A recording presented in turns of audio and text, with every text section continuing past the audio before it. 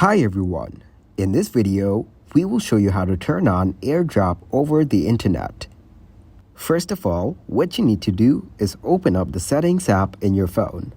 Once you get into Settings, scroll down and tap on the General option.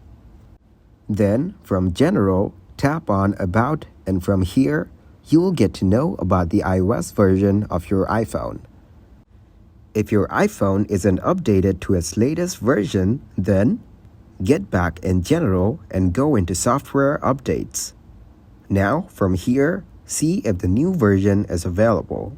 If it is, then click to install the latest version of your iOS software. Once you do that, your problem will be fixed. And then, you'll be able to turn on Airdrop directly over the internet. Thanks for watching, like the video, and subscribe to the channel for more content like this.